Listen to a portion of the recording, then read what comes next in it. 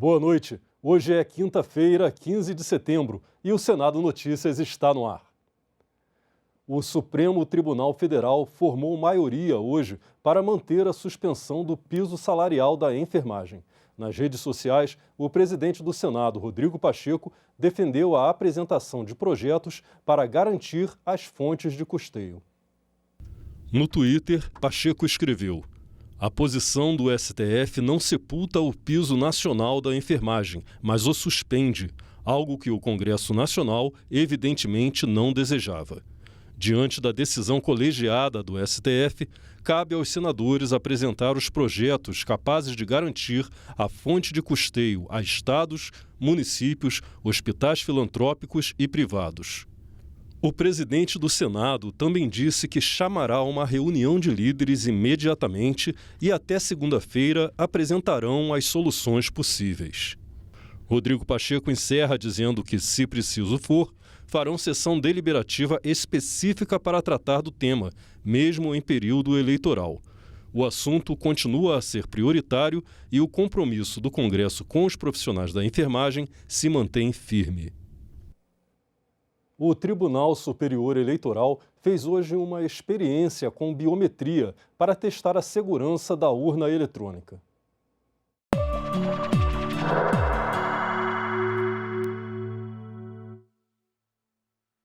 O presidente do TSE, ministro Alexandre de Moraes, e todos os ministros que fazem parte do tribunal acompanharam a simulação. O chamado teste de integridade das urnas acontece no dia das eleições e já é realizado desde 2002. Uma forma de verificar a confiabilidade das urnas eletrônicas. A novidade nas eleições deste ano é um projeto piloto que vai usar o sistema de identificação biométrica no teste, com a participação de eleitores voluntários, o que vai garantir um ambiente mais próximo da realidade. Para que serve o teste de integridade? Exatamente para verificar que o programa da urna é um programa que garante que o voto depositado pelo eleitor é o voto computado. Então, a partir do teste de integridade, o funcionário, o servidor da Justiça Eleitoral tem uma cédula preenchida anteriormente, tudo filmado, então, número X, ele vai e digita o número X.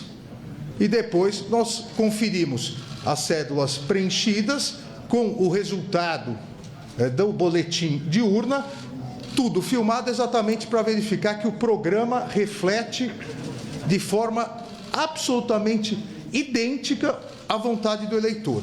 O projeto piloto com biometria, ele utilizará, como o próprio nome do projeto piloto diz, a biometria do eleitor.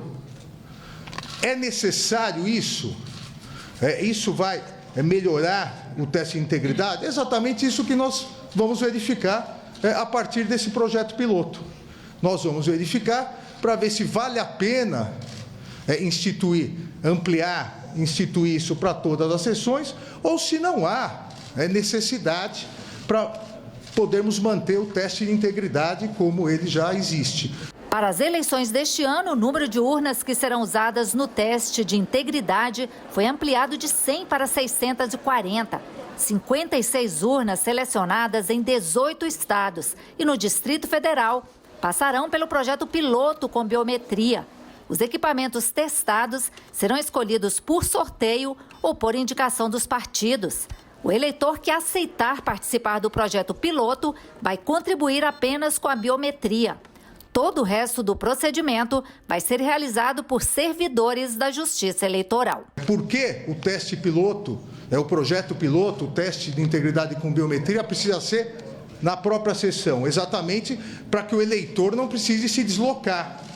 Então, o eleitor vota normalmente. Aquele eleitor que quiser participar assina o termo e ele libera a urna com a sua biometria. Acabou a participação do eleitor. O eleitor vota uma vez, validamente, na sua sessão eleitoral. O restante é um teste e ele libera a biometria. Ele libera a urna com a biometria. Por que não é o eleitor que participa do teste e preenche a urna. Por óbvio, porque isso poderia acarretar quebra do sigilo do voto do eleitor. Aproveitando que hoje é o Dia Internacional da Democracia, o TSE lançou a campanha Pela Paz nas eleições de 2022. Em parceria com a CBF, a Confederação Brasileira de Futebol, a campanha prevê a presença de uma urna eletrônica inflável gigante antes do início das partidas da Copa do Brasil. Estão previstos também o uso de uniformes com frases em defesa da democracia e um tuitaço no dia 30 de setembro por eleições pacíficas. A violência política está aumentando no período das eleições, de acordo com estudos de várias instituições. Um projeto do senador Lazier Martins regulamenta o direito de propriedade de arma de fogo, bem como os requisitos para a aquisição de armamento. A proposta contesta 3 liminares do ministro Edson Fachin, do Supremo Tribunal Federal. A maioria da população brasileira tem medo de ser alvo de violência política. É o que constatou o estudo Violência e Democracia, Panorama Brasileiro Pré-Eleições de 2022, resultado de uma parceria entre a Rede de Ação Política pela Sustentabilidade e o Fórum Brasileiro de Segurança Pública. Os números obtidos apontam que 67,5% dos entrevistados pelo Datafolha, responsável pela coleta dos dados, temem agressões físicas em razão de escolhas políticas ou partidárias. A amostra indica que essa é a sensação de 113 milhões de brasileiros.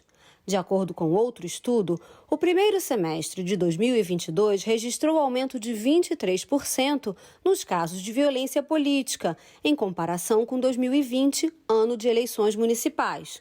Foram 214 ocorrências registradas no período. As informações são do Observatório da Violência Política e Eleitoral da Universidade Federal do Estado do Rio de Janeiro. São consideradas violência política as ameaças, agressões, homicídios, atentados e sequestros contra lideranças e suas famílias. No fim do mês passado, o Tribunal Superior Eleitoral proibiu que pessoas portando armas de fogo cheguem a menos de 100 metros das sessões eleitorais este ano. A norma inclui civis ou integrantes de forças de segurança que não estejam em serviço junto à Justiça Eleitoral. O descumprimento do caput e parágrafo 2º desse artigo acarretará prisão em flagrante por porte ilegal de arma, sem prejuízo do crime eleitoral correspondente. No início de setembro, o ministro Edson Fachin, do Supremo Tribunal Federal, concedeu 3 liminares restringindo decretos de armas editados pelo governo federal. Os decretos facilitavam a compra e a posse de armas de fogo e munições. Já estavam em análise pelo STF desde o ano passado, mas tiveram o julgamento suspenso por pedido de vista. Fachin considerou a medida urgente pelo risco de violência política nas eleições. A decisão liminar deve ser julgada pelo STF até 20 de setembro, antes das eleições. O senador Lazier Martins apresentou o projeto de lei que contesta as decisões de Fachin. Na justificativa do texto, o parlamentar diz que as liminares demonstram manifesta usurpação de função legislativa, ao impor empecilho à concretização da decisão do referendo, ao determinar que a compra de arma de fogo dependa da demonstração de efetiva necessidade, um conceito subjetivo impossível de ser comprovado, salvo a subjetividade da autoridade concedente, ao qual o direito fundamental de defesa da vida não pode ficar vinculado.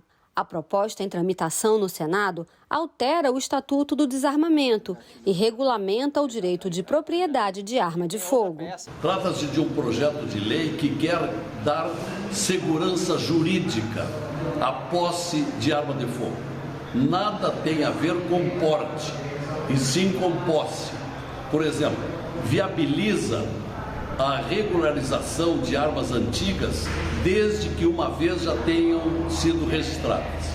Segundo, garante o transporte de arma. Hoje é preciso ter uma arma em casa, uma arma no escritório, uma arma na fazenda. Então é possível ter uma única arma e fazer o transporte desde que não municiada.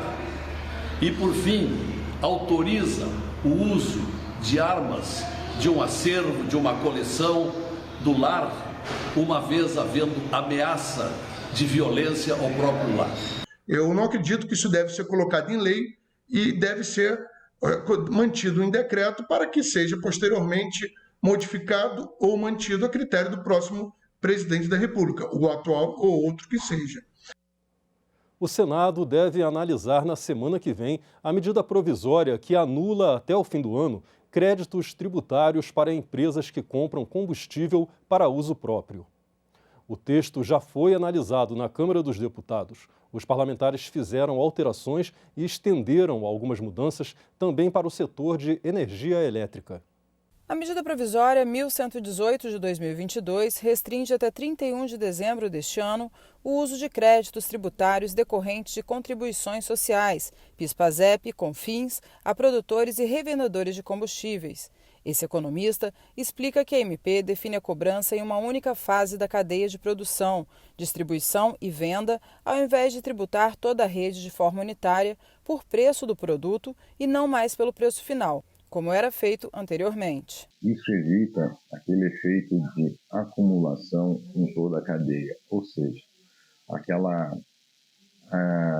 ao comprador em toda a cadeia, desde quando sai da refinaria para a distribuidora, para os postos de gasolina, de se creditarem de créditos de ICM. Então, essa acumulatividade deixa de existir. Isso é um bom sinal, porque aí o preço recolhido, ele é para o preço unitário. Um exemplo da gasolina seria por litro e não mais pelo preço final. De acordo com a Zone, a alteração traz uma economia real para o consumidor. Isso é uma questão extremamente necessária, porque existia essa questão dos créditos tributários. Esses créditos tributários, as distribuidoras, os donos de postos de gasolina se creditavam, mas não repassavam esses ganhos para o preço dos combustíveis, então acabava sendo uma receita, até uma receita para esses comercializadores de combustíveis. Então, desse modo, o preço a ser tributado passa a ser o preço unitário. Isso ficou em uma única vez na cadeia. O texto foi discutido e aprovado na Câmara dos Deputados com alterações. Uma delas modifica a Lei 9.427, de 1996, de criação da Agência Nacional de Energia Elétrica, a ANEEL. Outra prevê que as tarifas de uso dos sistemas de transmissão para as usinas, fixadas no ato de outorga, permanecerão até o fim do contrato de concessão, sendo corrigidos pelo Índice de Atualização de Transmissão, que leva em conta a inflação. Esse consultor explica outras alterações feitas. Acrescenta outros critérios além do sinal locacional para a definição das tarifas de uso do sistema de transmissão. Para isso, se espera manter uma certa competitividade e desenvolvimento regional, considerando também fatores como o planejamento da expansão e redução das desigualdades regionais. A terceira alteração busca prorrogar o prazo de entrada em operação daqueles empreendimentos que possam utilizar o benefício da redução da tarifa de uso do sistema de transmissão e de distribuição como forma de incentivar fontes alternativas. Para isso, basicamente, se prorroga em 24 meses ou mais o prazo para entrar em operação, além daquele concedido anteriormente.